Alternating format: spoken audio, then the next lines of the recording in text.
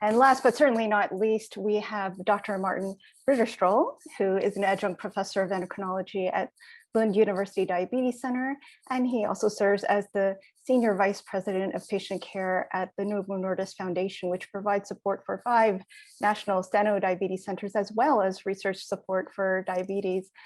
He'll be sharing with us his vision for precision diabetes care for the future. And while this talk is pre-recorded, he is present live today for a Q&A at the end. So I encourage you all to put your questions in the chat that we can address after the talk. And I'll turn things over to run the video.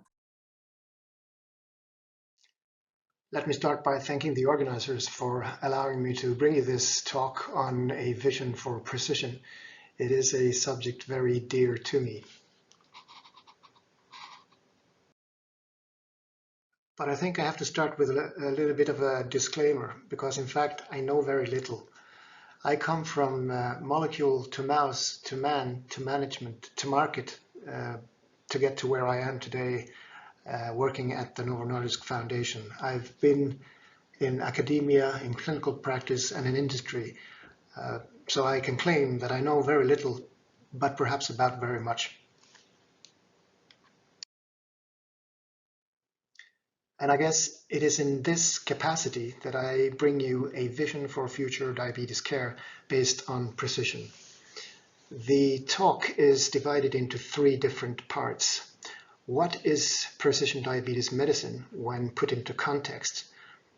How to best organize precision diabetes medicine, going from gene to gene, from a monogenic approach to one which is applicable for a complex and heterogeneous disease such as diabetes.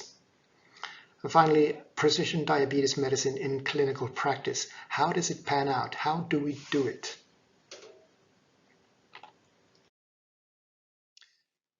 Starting out with what is precision diabetes medicine when put into context. I believe that it is important to have a model for any disease that the view of which is shared by those who are partaking in the model, providing care, and optimally also by those who are subjected to care. This is an example of such a model. For any disease, you can have a healthy state that develop into pre-disease, in this case pre-diabetes, that can develop into disease, diabetes, that can then develop into complicated disease or diabetes with complications. There is a flow to the right that we want to prevent or treat. And of course, we also want to increase the chances of the arrows to the left as a result of anything we do. Principally, we can combine 4 different components in order to achieve this. Diabetes pharmacology and diabetes technology, set into action by some concept of pedagogy, typically an individually based treatment or a group-based treatment or a combination hereof. And then there is exercise and diet, or what I call appropriate movement. Might not be the same for you as it is for me, and appropriate eating might not be the same for you as it is for me. And of course, for all these components, there is precision, and they can be combined in different ways as they are deployed at these stages or gates between stages. Importantly, there is also a context that you have to be aware of, because most of the activities to the left will be community-based, structured activities that affect behavior in homes, workplaces, schools, and nursing homes, whereas most activities to the right will be provided by healthcare specialists. One important action for all of the stakeholders of such an ecosystem is to shift the ratio between these activities for the system to be financially sound and sustainable and robust over time. Because this is a complex disease, and when you think about it, there is not only need for precision diabetes medicine from a glucocentric perspective, There is also a need for precision diabetes medicine regarding diabetic retinopathy, nephropathy, neuropathy, stroke, and cardiovascular disease, and all other aspects of the complications of diabetes. There is a risk for what one might call diagnocentric projectitis when one develops healthcare. Diagnocentric because you can create the perfect solution for one diagnosis, but there are many. And the many stakeholders of the ecosystem I explained about have to deal with them. And of course, this risks being very confusing if they have 1,000 different profiles and not a generic patient-centric component to them. Projectitis because you can create a perfect solution for anything in a project format. It is when you put your method to the test of reality that you will figure out whether you get the results out of it that you want to. How to best organize precision diabetes medicine? How do we get from a monogenic approach to one which is fitted to a heterogeneous disease such as diabetes?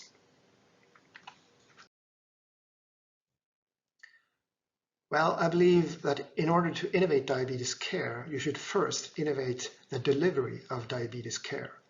What to do is oftentimes given. It is how to do it which has the real power of excellence. And I will show you a couple of principles that I think are important in order to get there. First of all, I think it's important to align expectations and competences.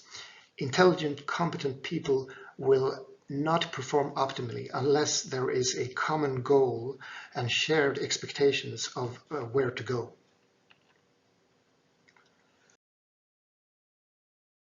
Ideally, this burning platform and the urge to excel and perform together should be developed in the teams in collaboration with people with diabetes.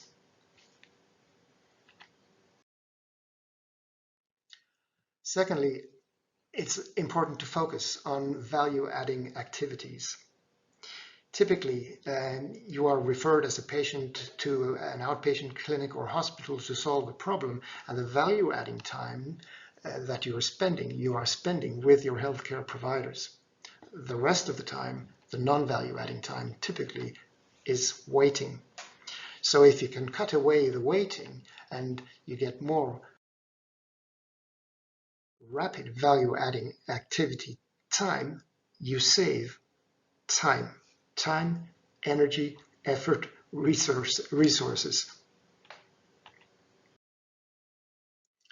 We can also be guided by the laws of physics to illustrate why this is important. On this balance, you put in a certain amount of work to the right to get a certain amount of effect to the left out of your efforts.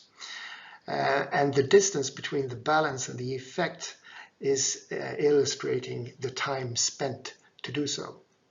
So if you now reduce the time you're working, you actually have to, by the laws of physics, work less. This is why it might make sense to focus on value-adding activities. Thirdly, the fear of cost. There is an intuitive or ingrained fear that if you put a focus on quality, you will also run the risk of running up your costs. This fear is actually not warranted, and what happens when you focus on quality is that you push the association curve between cost and quality down, such that you now get more quality for the same cost. I don't believe you can use this theory for cost cutting, getting more quality for a lower cost, but it works when you focus on quality to keep costs down. This has been shown in many different systems and situations, and certainly you have to check for this, because if you can't show that your new methods are working in this way, they will not be sustainable in today's healthcare systems.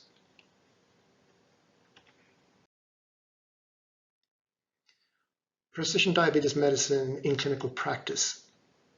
how do we put all of these things together?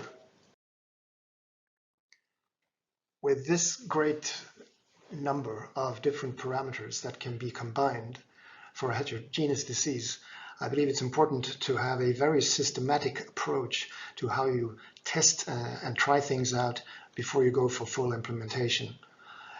You can do so by devising a decision framework where you want to identify the smartest design that allow you to subject the smallest group of people for the shortest period of time to your method to come up with a sound basis for a decision to de-risk this clinical deployment.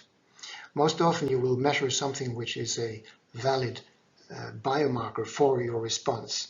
For diabetes, it could be typically HbA1c and a change in HbA1c, or weight and change in weight, something along those lines. You define a minimal value, which would probably correspond to a current standard of care, and then a target value, which defines what you believe to be what success looks like for this particular method in this particular group of people. What you have now are clear stop-and-go criteria, such that if you do not reach even the minimal value, you will discard the method. If you go beyond the target value, you go for full implementation. And in between these two scenarios, you can either tweak your method so it has a better fit, or you go for stratification by prognostic or predictive measures. Let me just for you. And for those of you who are not entirely familiar with the vocabulary here, let me just briefly go through what I mean by prognostic and predictive.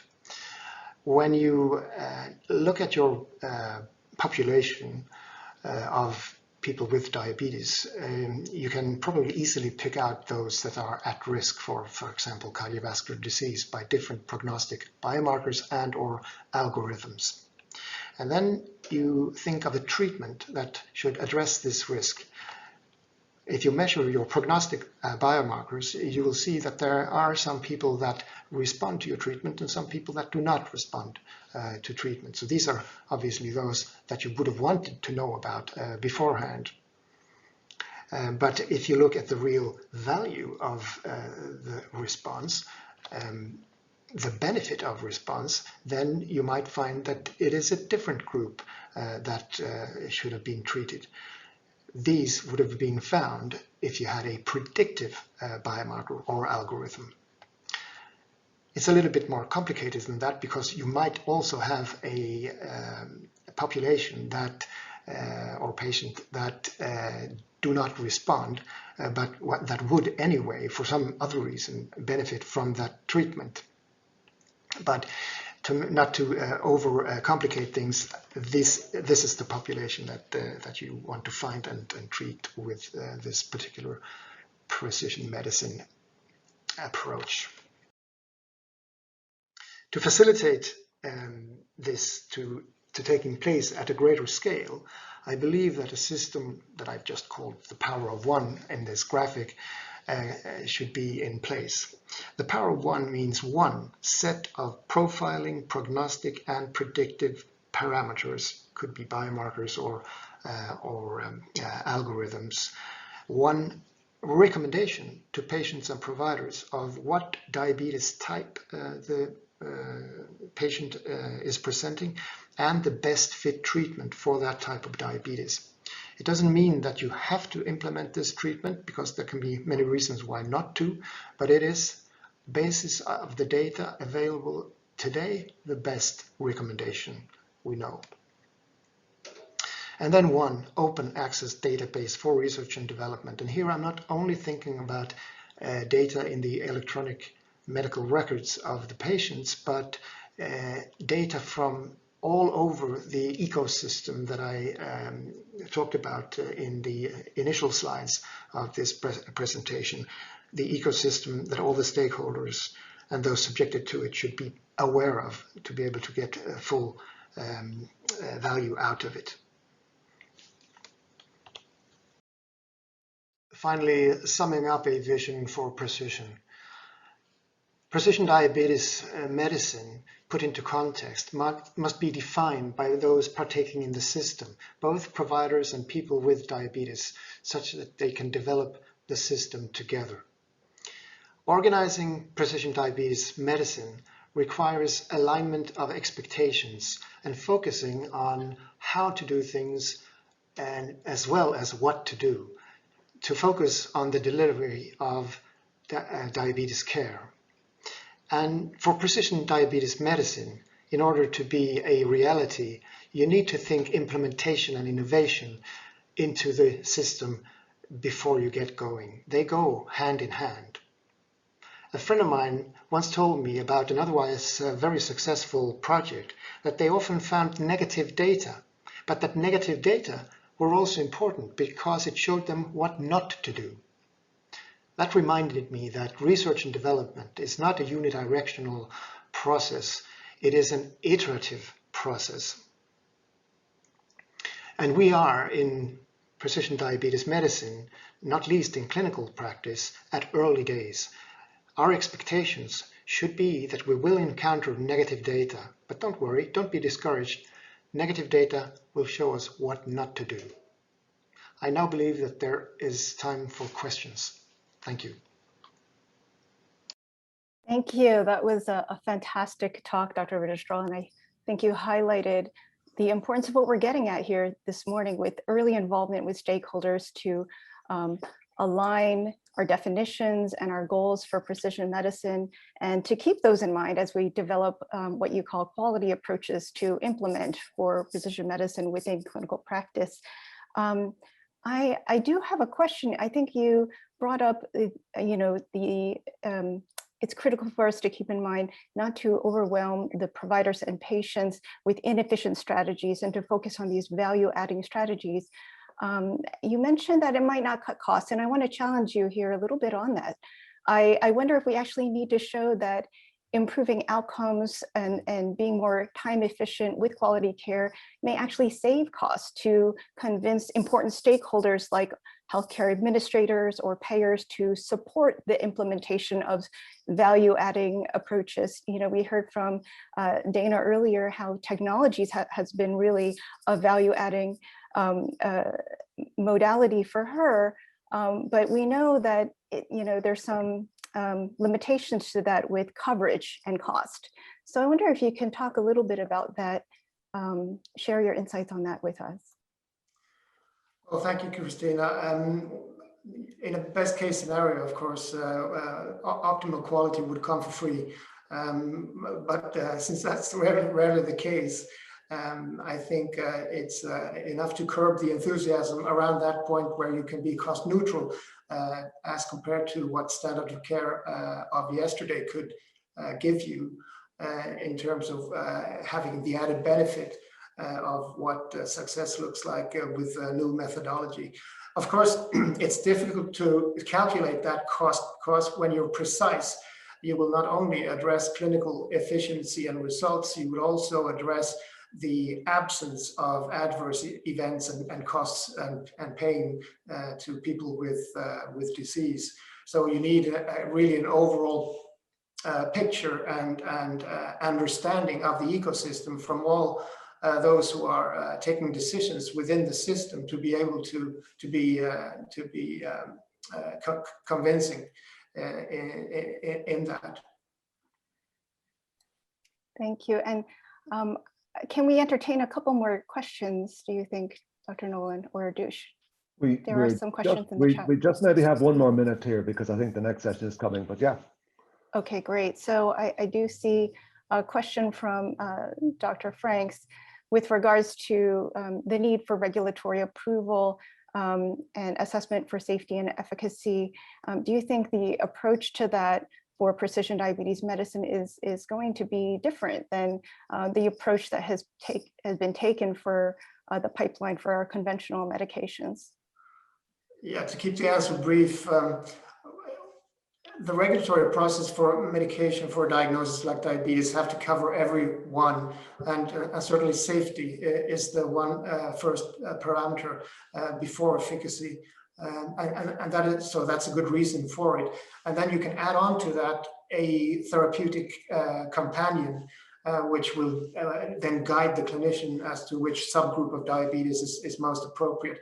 Of course, you could do that from the beginning, limiting the indication of a method or medication in a regulatory perspective to those who only display your biomarker of precision. I don't think it would be necessarily the best thing to do because it is a heterogeneous disease with overlap in precision. But what I mean is that it's vitally important to have a view of how do we deploy these methods in clinical practice when there are so many parameters to play with, and that we do that in a transparent and unified manner across different healthcare systems, so we can inform each other of best practices based on the same kind of set of parameters. Okay, Martin, thank you very much. I think we're going to have to finish there because we've gone slightly over the time for the session, but that was a really thought-provoking talk to end our session.